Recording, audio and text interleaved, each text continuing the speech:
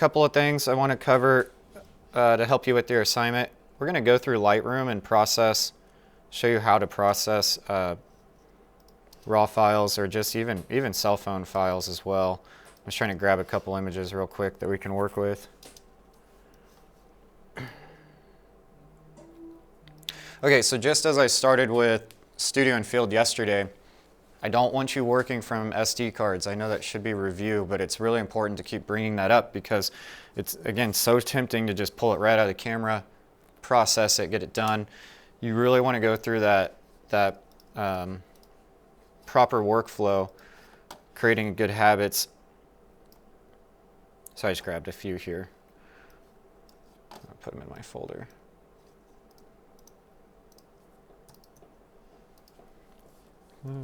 Photos. Okay.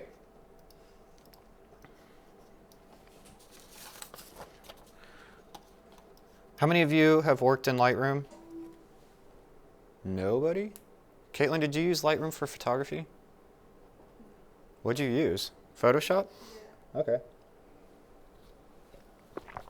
Photoshop's great, but I like Photoshop for when I need to take a tree out or, you know, add something crazy and really complicated elements where maybe I'm erasing something, trying to capture something specific. When it comes to processing, 98% of what I process in my photography realm is through Lightroom. It's just another variation of Photoshop. Specifically, I like Lightroom Classic. There's the new version of Lightroom, which is what I use on my phone quite a bit. They have the same features, just a little different interface. So I'm going to run through Lightroom Classic with you. You're more than welcome to use Lightroom. You're more than welcome to use Photoshop. You need 50 photos.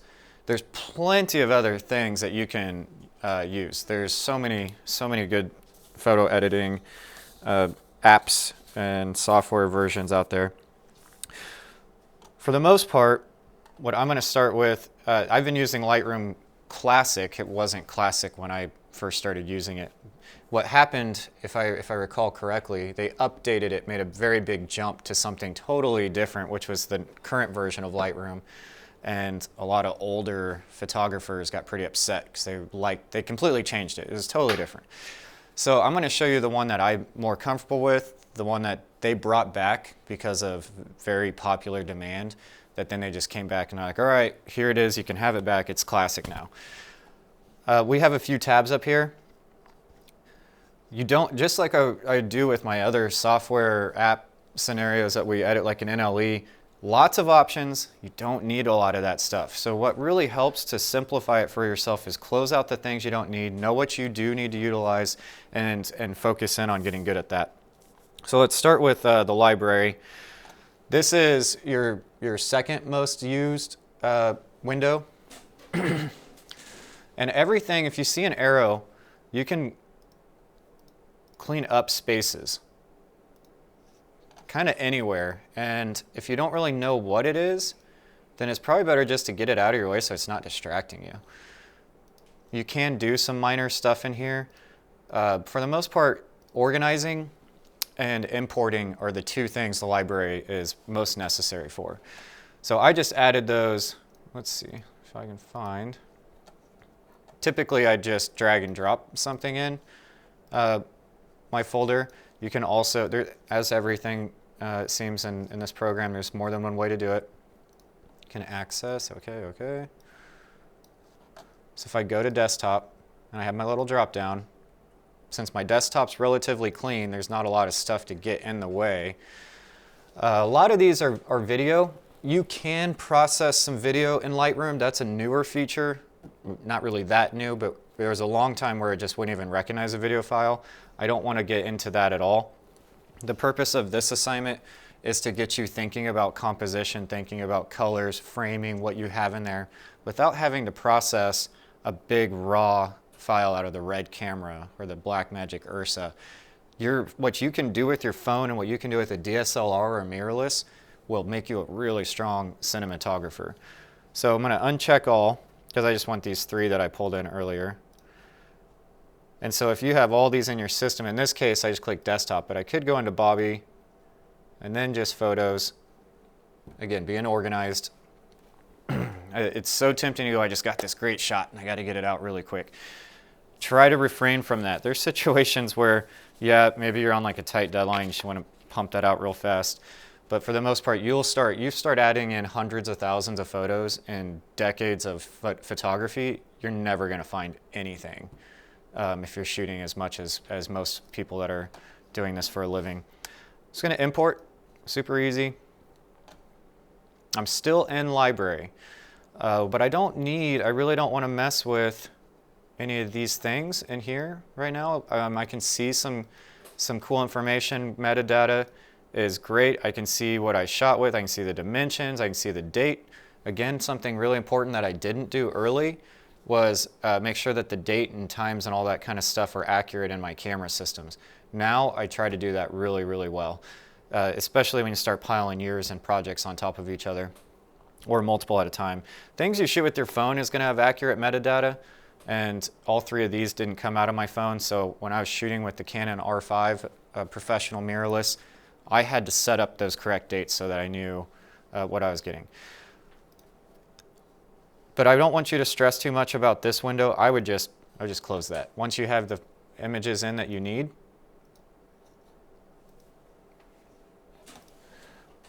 and I'm going to go to develop. Develop is where you will pretty much live. This is where 90%, I would say a vast majority, and they do a good job of kind of helping you, walk you through it, but it is a lot of stuff. So I'm going to simplify that quite a bit down to really more what I do, because not everything is necessary.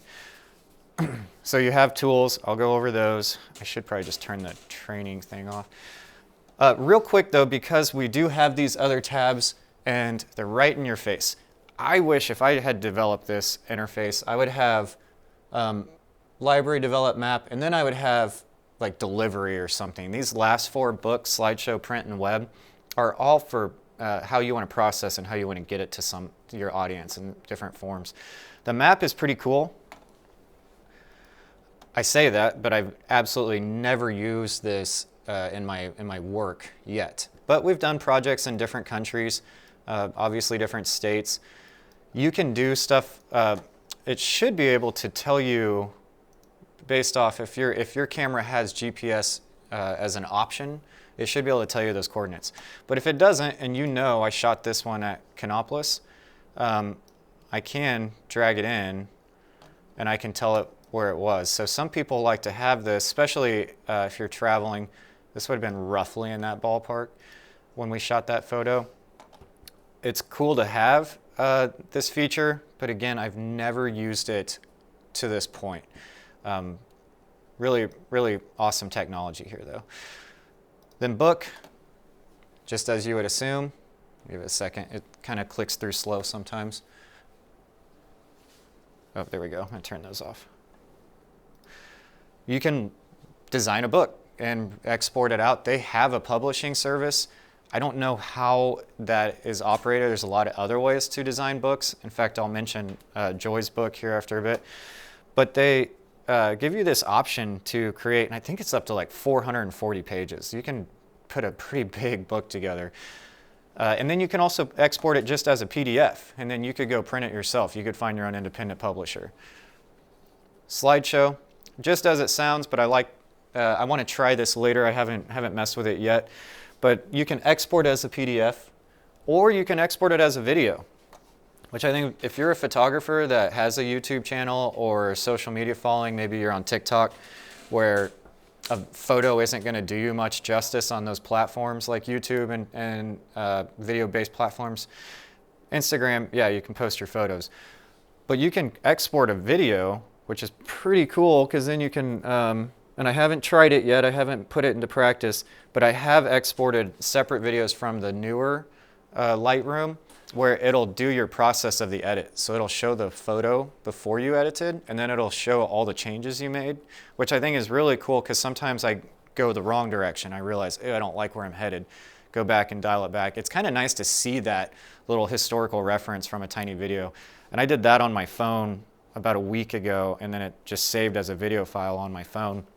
I didn't have time to drag that off today for this lecture. But yeah, in Slideshow you can do a video, then print. Obviously, if you have a specific place in design realms that this needs a hit, maybe it's going in a magazine, maybe it's going on a brochure, then you can do different designs for that. And then web is just as it sounds, this would be setting it up for your website. So I don't use these other 5 very much. Let's jump back into develop. I got my 3 photos down here on the bottom that I want to mess with today just a little bit. Again, with the, if you have stuff that you just kind of, I don't really need this thing on the left. I don't like presets. I've told you guys that before. Whoever designed the preset wasn't with me with that 800 millimeter lens in my backyard, whatever it may have been.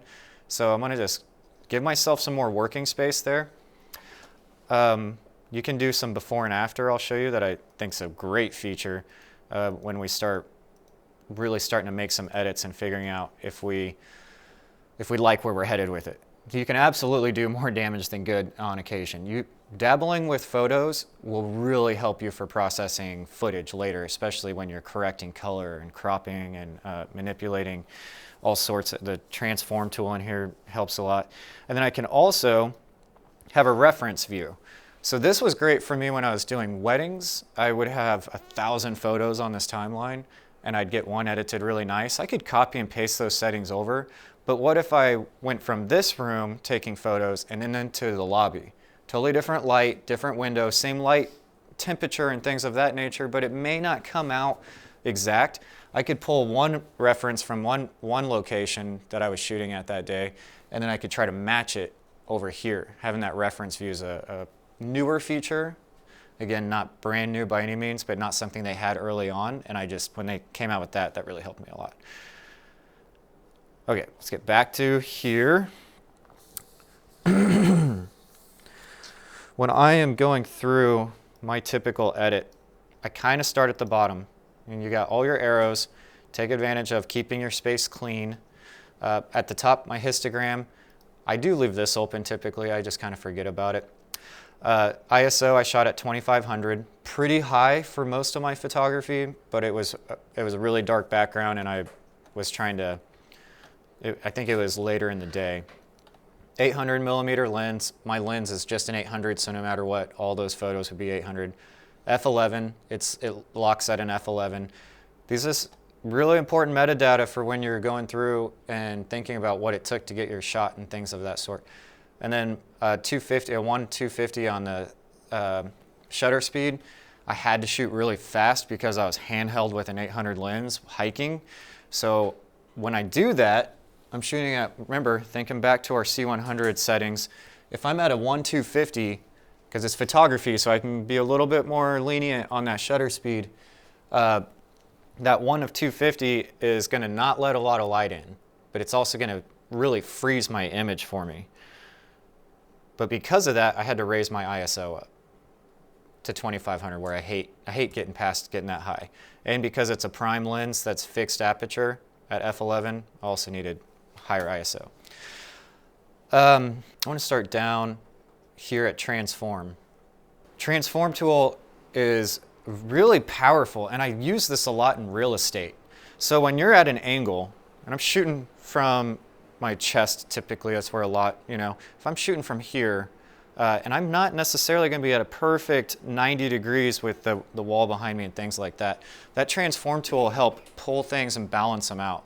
And I can tell you, when I was purchasing our last house, I could tell you right away when someone was a professional photographer and someone was a realtor with a camera, or a realtor with a camera that maybe took a couple of classes, because they made a huge difference. I shot all my own real estate photography. So that was really important to me, that my house was represented well and not off of some crappy cell phone shots that were underexposed and the warp was all weird. So I try auto. I always try auto first, see if it does anything. Nature a little less. If I had, like I said, if I had some architecture, that would help. It straightens the lines out. You can do this custom yourself, or maybe I wanted to stretch. You can do horizontal. And remember, you can absolutely do a lot of damage. You can make things look bad. It's great with this little eye. I can see, okay, I'm going the wrong direction. I think I'm going to go ahead and you just hold it down to see. I think I'm just going to go ahead and turn that off. So One of my favorite shortcuts, undo, is still the same. Well, Command Z on this Mac, Control Z on your Dell or your Windows machine. So you can try the transform tool. Nature, people don't get manipulated quite as much unless your angle is really far off. This one's really slight, just kind of moved it just a little bit. It feels like that fence, because it had that straight line with the fence here, that's where it felt like I needed to do just a slight adjustment. I shot this out of the side of my car window, so I don't have a lot of control over a lot of this nature stuff. Let's go back here where I've made some damage first. Transform, I usually start with transform because I want to transform before I crop. Otherwise, I might be making an adjustment that is going to change later. Lens correction, I just always turn these on. It helps get your camera, whatever things were off in there, it goes through. Chromatic aberration, profile corrections, it just tries to make some changes. And in this case, it knows I had a Canon with an RF 800 and what my profile for color was. Sometimes it doesn't know that, and you got to go in and let it know. And if that's the case, for instance, a cinema lens may not have an electronic connection, so it may not talk to the camera that way. And if you need to do some of these lens corrections, you might have to go in and say, I was using a Zine 24mm, and if it doesn't have it in there, that's one of the reasons Lightroom updates so frequently, is because there's so many new codecs and cameras and lenses and lens mounts and all this kind of stuff being created all the time, that it essentially requires them to stay up to date nonstop. All right, so I start with transform and lens correction, then I go up to my crop. Very important. This is probably one thing that I do to almost every single photo I shoot. A lot of photos I hope I don't have to do a lot of changes to. In this case, I do a lot of, even if it's subtle, I tend to crop almost everything. First things first, you got to lock it or unlock it. If it's locked, then wherever you pull from, it's going to move the whole image equally, and it's going to maintain its format. Really important if you have, for instance, we're doing, this morning we talked about thumbnails for YouTube or YouTube videos. That has a specific dimension that I need to stay within. A Facebook profile photo, a banner photo for YouTube or anything will have a dimension you want to stay within. So if you need to lock it off, that helps you keep that aspect ratio consistent. Since this is a photo for me that I shot for myself for whatever reason, I can unlock that and I can try to move it around to be a little more little more into my subject. And keep in mind, as I start to crop in, I'm going to lose quality. I'm going to lose pixels, and it's going to stretch them out a little bit. But it's way less distracting. There's a lot. I can see how much I took out, but now I'm able to keep my image focused a little more on this bird that was so far away. And then you can also click Auto for just to straighten your photo out. It's so often that your photo is just going to be slightly off kilter there, especially if you're out running around the state fair. If you're doing like an event, running around a wedding, snapping 1,000 photos in a few hours is not uncommon. It's not likely that you were tripoding everything and balancing it perfect. So straightening that is helpful. And it can help do that for you automatically. Sometimes it does, and they're saying it's not making any difference. Let's dive into basics here. Actually, right before I touch basics, let's go to the tone curve, because I'm a huge fan of just a slight S-curve, especially if I have raw photos. I just want to give it a little depth. It's not a lot, and less is more often when you're working on these kinds of things. A really powerful tool, doesn't work great for nature, but if I have a white source, if I took a photo in this room, I could use the wall. They're all white. Maybe the floor, except it's kind of, got a mixed color to it, but I'd click my eyedropper tool, and I can try to find the closest thing to white that I want to get to accurate color.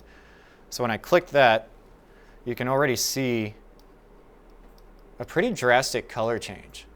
And I think it didn't change the reds much, but it definitely changed that kind of bluish tone in the background to be more green. I think I'll keep that. I like how that looked. This is a super powerful option with the exposure tool. Obviously, you can, if you watch your histogram, you can see what kind of stuff you're doing here. If I'm all the way over, there's no information, so it's all to the left and it's dark. Same as when I go to the right. I don't want to do a lot of changes here. I can easily blow it out and take out the quality of my project or my photo. So I'm just going up just slightly. And some of this stuff is very subjective. I'm a sucker for contrast. I like it to have that. The contrast is going to darken the darks. It's going to raise the highlights. And it's going to do the same thing the S-curve did, essentially, the way I did the S-curve, lowering the darks, raising the highlights, and hopefully make your photo more powerful than less. But it's good to keep checking. So this is where I began. This is where I'm at now. Highlights. I often drop highlights just slightly if I want to grab a little more detail. And if I want to pull out some of the shadows that would be, in the lower part of this cardinal. Ooh, that was whites, not shadows. Very subtle, you can't see a whole lot of change there. I don't mess with the whites and blacks too much, but there is times where if you're shooting, especially a documentary style photojournalism, you might have to manipulate these to get the most out of your photo. Texture, pretty obvious. I go pretty blurry to the left, a lot sharper to the right, but it does add graininess into the scene. But I can see more in the feathers, just kind of cool. Clarity, essentially the same thing. It's so easy to overdo these three. Dehaze. And something I've always liked doing, whether it is helpful or not, is kind of going too far and then dialing back slowly. Dehaze is really cool for sunsets, clouds, that kind of stuff. It really helps punch through some of that. And then the vibrance and saturation, again, it's so easy to overdo these things and have your image really falling apart and becoming pixelated. It gets tempting to go, oh, look how much more color there is. But when I zoom in here, look at how grainy that is, and when I pull this back,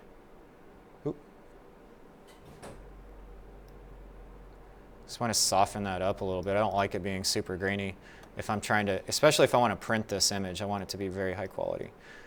Saturation really gives the bird one heck of a highlight there with the red. This goes back to everything that we talk about, but especially in the software and the apps that you use. I can show you everything, but if you're not dabbling in it, if you're not working in it, then you're not going to ever learn it from just a video and a book and a test. You've got to be in and you got to be processing images. And some images need a lot less than others. So I try to stay out of these HSL and color for these types of things. Now I do, if I say I have a really dry year like we have right now and I want it to have more of a green feel, then I might click into the yellows and pull it over a little more to the green to give it some, you can see, just to kind of give it a little more of a lively feel versus dead things in the background. A lot of the field projects I do, I might mess with that, but you don't need to stress too much about some of these things. Color grading, more really powerful tools. If you really want to isolate a specific color, I don't want to get too far into those things though. Yesterday I talked briefly with the group about how AI is being utilized in our particular industry, because when the semester was kicking off, we had a meeting with the other instructors around the college. Some of them are really, really worried about how this is going to be processed. Others are understanding that you can't deny AI is going to have its place in the professional industry. So some of them are allowing people to utilize a percentage per paper. If I was an English instructor, I'd have a little more concern, I think. especially if I had so many students, I wouldn't really know their writing styles. For us in the media industry, the film, photography, design, journalism, all that, AI is going to be awesome. And so this is a denoise tool that is being used in an AI denoiser. I haven't played with it much. This software always had a denoise sliding bar. In this case, the more noise you take out, the more that grain you take out, the softer your image gets. So if it's really important to you that you have a really sharp image, especially photojournalism, you might want to see like the wrinkles in that face of someone. You don't want to go too far. If you're doing babies, things like that, maternity photos, you might denoise it like crazy because you want it to be almost kind of dreamlike anyhow. So we're just going to try, what it's doing is it's creating a stack. It's going to have an image on top of another image, essentially duplicating this so that it can be more effective. It says it's going to take 40 seconds. This is actually the first time I've tried it. We'll just see what it does. Always experimenting. Well, and it does have manual noise reduction here. I see. And so I could go in and try that. But if this AI works, then I definitely want to give it a try. I'd say it is softer, but it's really clean. Anything that makes your life a little easier.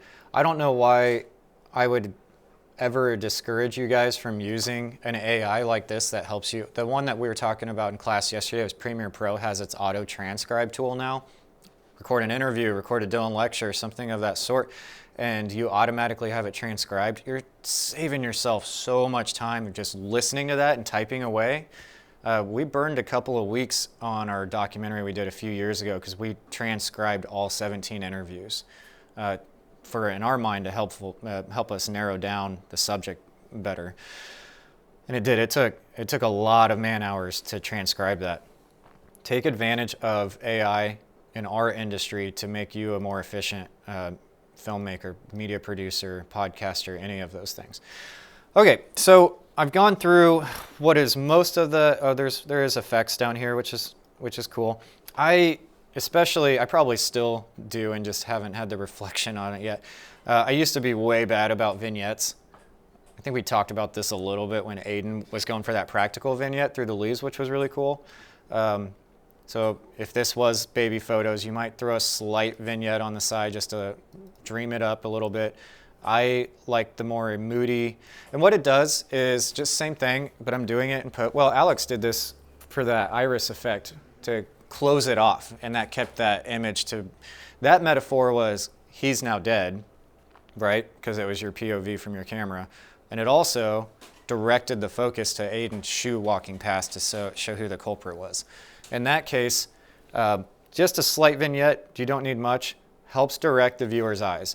My goal is to not, see this is obvious because it's so circular. When I do a vignette, my goal is to have, it's so subtle that you can't tell I put one on, but that it still directs the eyes. And then calibration is one of those that I just don't utilize very often. So I can, and there's a lot more that this software can do. It is really cool.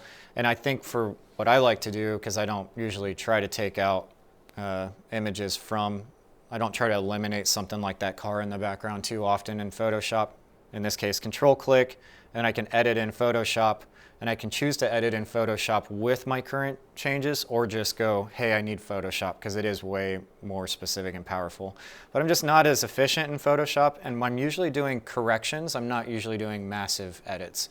But if I like where I'm going with that, I could Control C, and I can look in here and I can save all these things. I could grab everything that I did, if I like, or turn it off and on. In this case, I'm going to take lens correction off. Say it was just perfect, and I took a bunch of photos. This was really great for events, weddings. We did a DCI event in Kansas City last year, this tech conference, and so we had hundreds of photos to edit from that event. So I can copy this, and I could easily just go over to this next one and it didn't work for this particular photo because that's not what we were going for, but I can copy those settings over. I'm going to undo that. And obviously with like the moon, probably not the best not the best settings for what I was going for when I was doing a cardinal. But it's really cool that you can save so much time.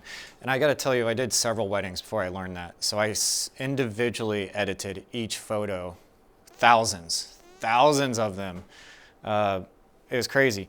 Once I realized I could copy that, I felt so silly, and it seemed like such an obvious feature that it would have.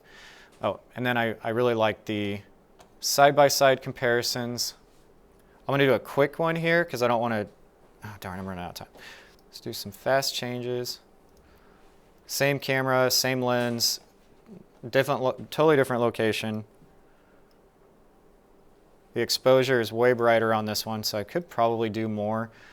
Something I think could be effective here if I go in to my shadows. I'm able to pull some more detail. Drop the highlights a little bit. A little contrast. And then I forgot to mention, I don't usually do it this way, but you can just click black and white and it'll have all those same settings. The reason I don't use it this way is because I actually change my black and white. I do stuff differently in black and white when I go that way. So if I'm doing black and white, which you should consider for this, is I just pull my vibrance and saturation all the way down. And then oftentimes I like a little more contrast. Get this highlights down. I do approach my black and whites with a little more clarity and texture. I like it to have that, it started there and ending there. I like it to have a little more sharpness if I'm doing black and white. And then I want to crop it. I'm going to leave that on. I don't mind this format because I like the fence there, kind of being a part of the story. I'm going to center them up. Just depends on the image. And maybe the before and after. Okay, so that works a little different there. If you look, oh, let me go back. If you see here, the head doesn't match up perfect because I did that transform tool on this one. It just slightly moved that head.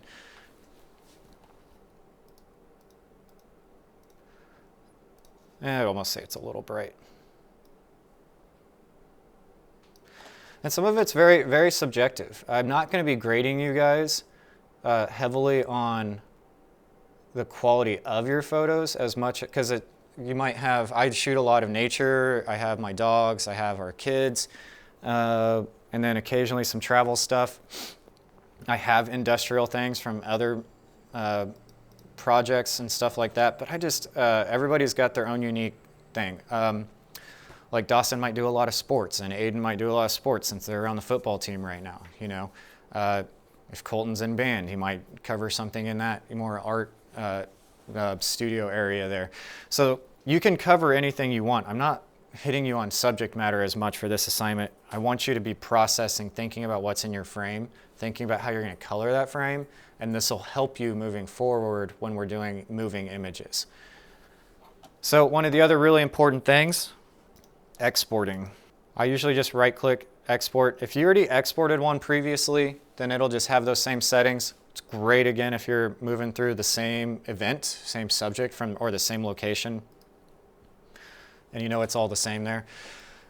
As with all of it, let's close all these arrows so it's not distracting, and let's just start from the top. I'm going to export to the desktop, as I tend to do, and then tell it where to go. So I'm just going to make a subfolder on the desktop, just say nature, because that's what I got. Or you can add it to a catalog, but I obviously just turned this software on just now. You can also send it to your email, and this shows some age, to a CD. I can't believe that's even an option. I saw that when I was prepping this, and I thought, I forgot that would even be. File name. I want to have a name that is something that I'm going to recognize. So for this one, I might just have, let's say, bird. Nothing crazy. I didn't do any videos, so we'll ignore that one. the file settings. This is very important because in GuruShots, where you're going to be uploading these, it needs to be a JPEG, and it has to be under 25 megabytes, but we'll get around to that more. If I'm printing it, I'll probably do a PNG, and instead of 8 bits, go to 16 bits. That's a lot deeper on the color depth. I'm not going to go too far into that fun. For you guys, I just do JPEGs. I always do 100%.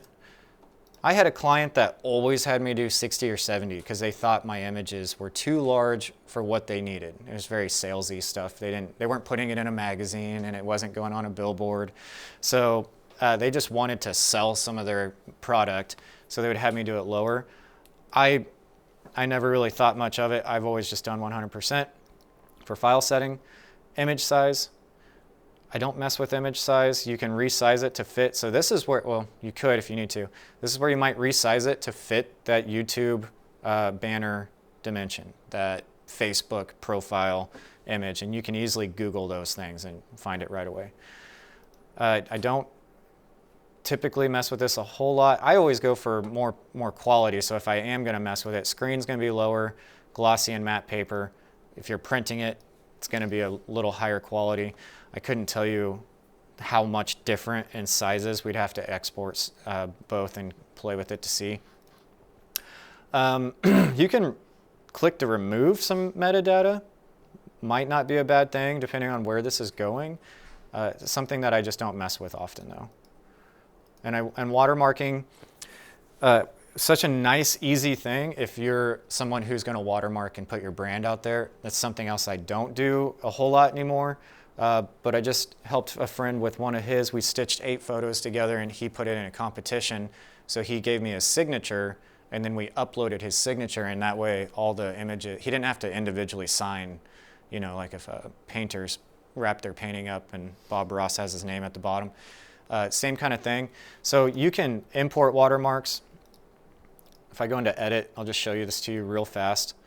So I could say at BLDG12.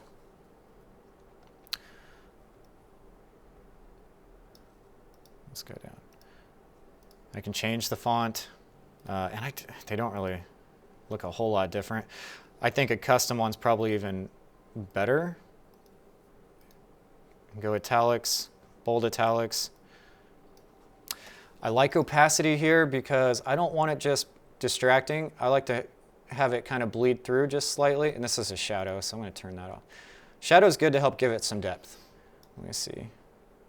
You can change the color. Since it's black and white, it seems like it'd be silly to go green. Just showing you what you're capable of manipulating there. I'd even do kind of a little off gray to hide it just ever so slightly. Here's the opacity for it. So if I do 75, then it'll lower it down. 0, 100. I think 70 to 75 is usually where I do something of that nature. And then I see people do this a lot with, what's his name? Photo Cowboy. If you ever see him, he goes to like every event. I've seen him at college events too. All these athletic events, and say it's basketball. When I coached basketball, he would come and sit in the corner, take pictures of everybody. Then he'd go to his site, upload everybody's photo, and he would put his watermark all the way across it so mom couldn't go on and just steal it without having Photo Cowboy all over it. Patrick goes to the races. There's always photographers there. They'll shoot every vehicle that they can, every player that they can. Then they upload all of them, and if you want that copy, you got to buy it. That's one of the reasons why you would do a watermark like that. Then you can go way small with it too. And you can pick those locations that it lives at best for that photo. Okay, I feel like I've spent a lot of time on watermarks. And this could just be, you can save that preset, so then you just click it, and then you just say, I want that one, and I want the BLDG12 across the middle there. All of this, what's so great about Lightroom is everything in here is designed to streamline your workflow, and it just does such a good job of that. Then post-processing, I don't do anything here, and it actually has that option, do nothing, which is great. Let's export. It's pretty fast. It's only a photo. Another reason why I like to use this type of assignment in this type of class, because if we were processing red files right now, trying to show you all these same types of things, it would, you know, eat up a lot of our class period. And then I find my nature, and there it is. Really grainy. But yeah, I'd put a lot of sharpening and texture on that one. So then if I wanted to go back, export this one, I could export with previous.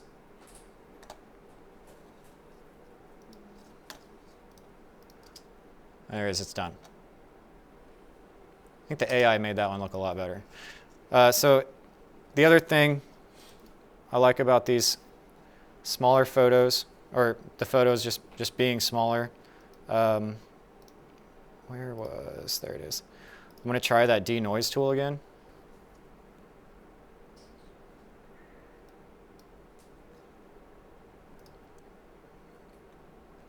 And it's estimating 40 seconds again. Didn't take too long. Export with previous, not changing anything. Okay, so this one's enhanced, utilizing the AI. That one is not. 40 seconds to click on that and have the AI fix it to make it what I consider not usable to usable. It's pretty awesome. And that's the first time I've even tried that. So the other thing about having AI in our post-production workflow is it's not only making things better, it's making, that was easy. I mean, I had zero learning curve. I haven't tried that before this class. Slightly softer in the chest, but not to an extent to where it's not usable. So if anything, it's just pulling, that grain just looks like it's there. Questions about Lightroom? So that's how I process. I want 50 on GuruShots. Let's go through that briefly. Oh no, did it get closed? When you're in the Lightroom, can you do, like, say you just wanted the cardinal and then the background be black and white? Oh yeah, yeah, that kind of stuff, I could do that real easily. Especially with the cardinal. This is where I would go in and I'd pull the saturation and the lumens out on anything that is not the red. I got a little orange living through here. I didn't want to go into this, but I'll show you real quick. It's awesome how great that you just got to play with this stuff. Oh, there's my brush. They've done some updates since I've been using my phone mostly. So I draw this in. You gotta be careful not to hit the bird because I'll lose color on the bird too when I do this. And it's defaulted to highlight, but I'll just alter that real fast. I used to do this with a couple that was expecting, and so they had shoes and like a baseball because they were big Royals fans, and so I took everything but like the blues out of the shot and everything else black and white. I think they really enjoyed that. Now I'm in my settings all the same. I can even darken that slightly, but really what I came in here to do was pull that saturation down. Push enter, and now I'm back to where I was, and now I have a mask and I can see where I went. Again, really powerful, but it can be as simple as you need it to be, and that's why I don't even go past here on the tabs normally. I just export out and finish. Again, export with previous. Use unique name. Nothing too groundbreaking there. Multitasking. And then we have old bird, new bird. Super easy. And again, if we were doing this in 12K stuff, we'd be sitting here all day waiting for it to upload right now. So trying to jump in, knock out another quick assignment. So let's get into how you guys upload in the platform, I guess in general, for GuruShots. There is a bunch of these. I could let you guys, I could just upload my lesson plans from today because I took some other notes and I don't think I want to go through all of them. But I like GuruShots because I've used it for a few weeks now and I haven't had to spend a dime to enjoy it. And some of these other ones really lock off a lot of the platform if you aren't spending a monthly or yearly fee. So I want to begin with just what GuruShots is. It's not Instagram. It's not like Pond5 where you're selling media. It is have the social media aspects where you can connect and meet other people. I don't use it for that so much, at least not right now. I followed some people randomly, I think, that were on like our team, or like, here's my brother. First thing, get yourself a name. Nothing crazy when you create an account. Let's go into account settings first. Name, username, and this will end up being how you're located. Make sure your email's good. I don't want it emailing me a bunch of stuff, but I haven't selected any of these and they still email me. So keep in mind, they're going to email you likely. I thought at first it might have been owned by Facebook because they really push to connect to Facebook, but they do with Google as well. When I looked up the company, they were recently acquired by essentially a social media type company for $35 million last year. So they were private. They were owned by an individual or a smaller team. And it looks like they have AI options too, but I have not attempted any of. I don't know what that is exactly. So you'll need to get a name. You'll need to have a photo. This is center oriented. So when I picked my photo, that was a photo where I was directly in the center. So I didn't do any big changes there. And then my logo, I had to just move it up and down and around to fit, but it works. It's fine. I'm listed as a master, and when you look at your progress, I think I can see it from here. So you start off as a newbie, you meet some challenges, and you work your way up. I'm not grading you on anything there. It takes some time in uploading, and that's where you enter these challenges to speed that, to work your way into this top tier. And the perk to that is there's not a ton of stuff, but you do get more access. And when you go on to vote, every time you move up a tier, I can get 8 votes every time I vote. So if I like Michael's photo and I vote, he gets 8 votes counted towards his photo in that competition. You start off with 1. I don't know where it ends with Guru when you reach that Guru level. Uploading a photo is super easy. Uploading is super, I mean, you can just drag it in. Let's see if I can just find it quickly. New? There we go. And I think all this is really fast. You can go in and add a bunch of stuff about your photo, name, a description. I do that if it's doing well, but I really don't want to mess with it much. Another feature that I like about GuruShots, you need 50 uploaded. It'll let you upload 21 at a time. 500px, another one that I like, but it's owned by Getty, and that causes me a little bit of reservations. Only allows you to upload 3 at a time until you pay. And I can't remember on ViewBug and some of the others. So 21 is a convenient number if you have that image in there. So just like that was that easy. There shouldn't be anything holding you up time-wise to get your photos on here. And most of you probably have 50 photos you could upload.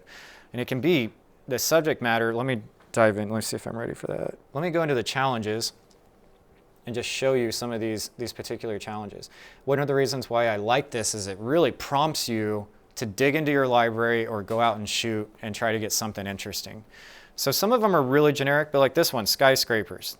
They just want skyscrapers. They don't want, you will not be able to enter anything else in there, it'll take it out. Macro magic, if I go into the, if I want to go in and vote, I can see what some of these are.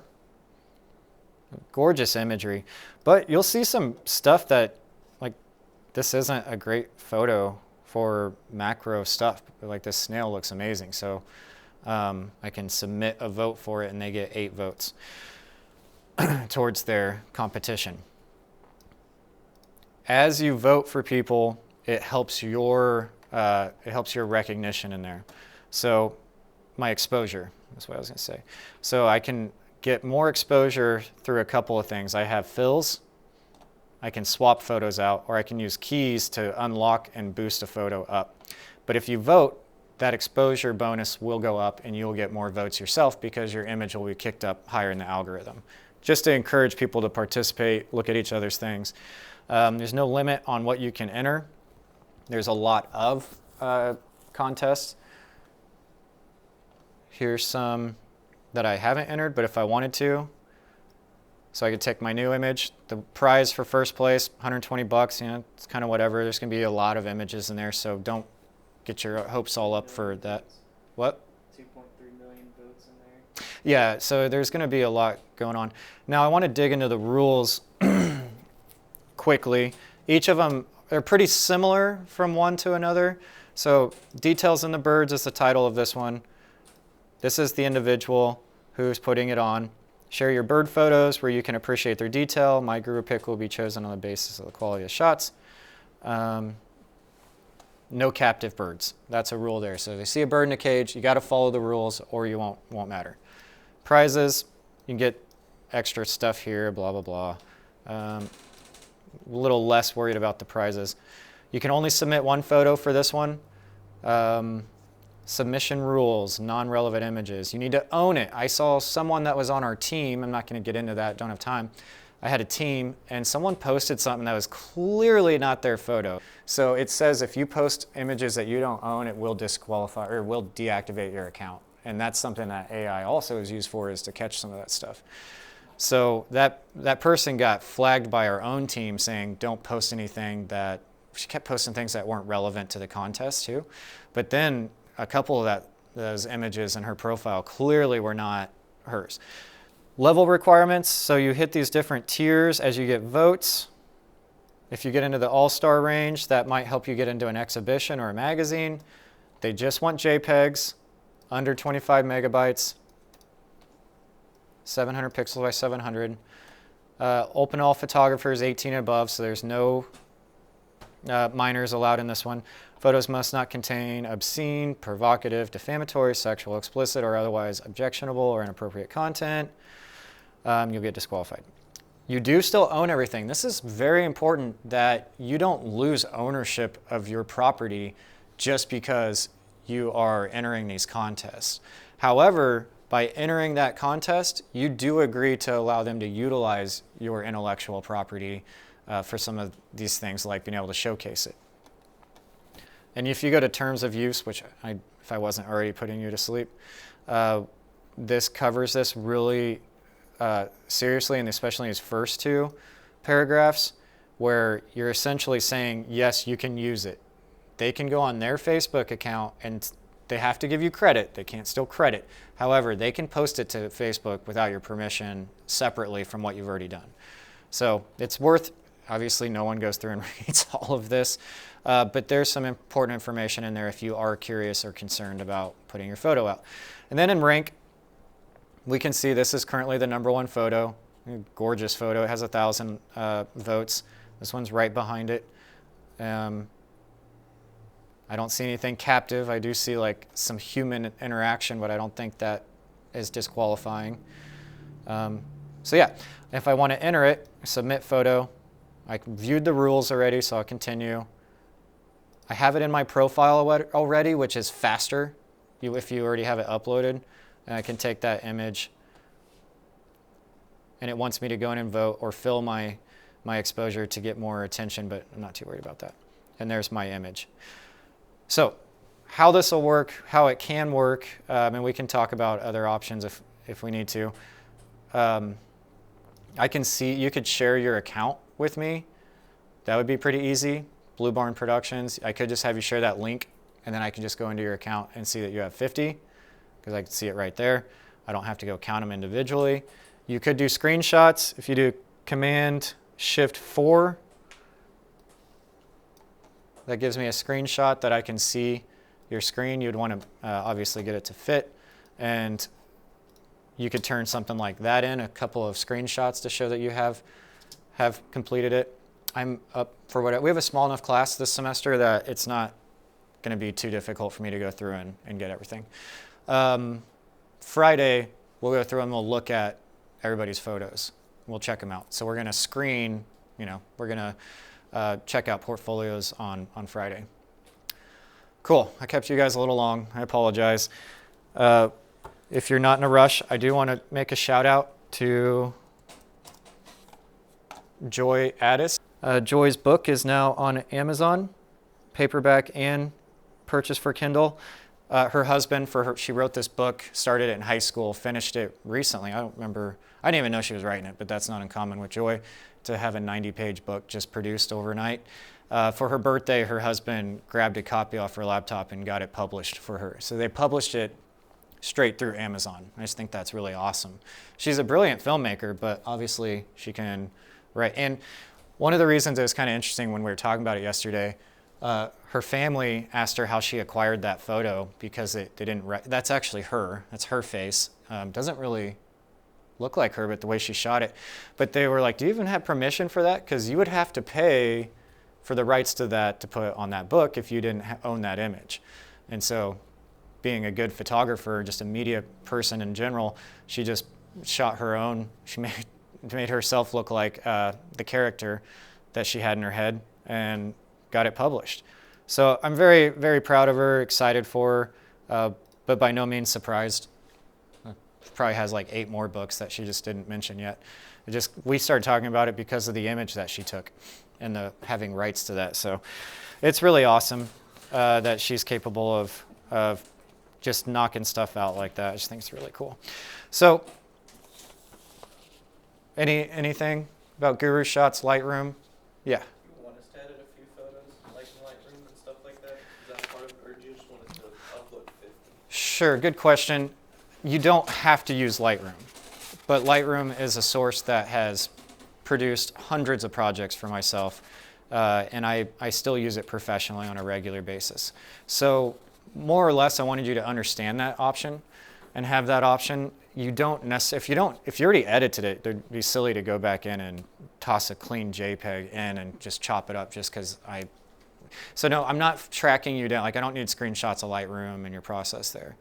But you can use it if you're not sure what to use. I love it. I think it's great. I've been using it for years.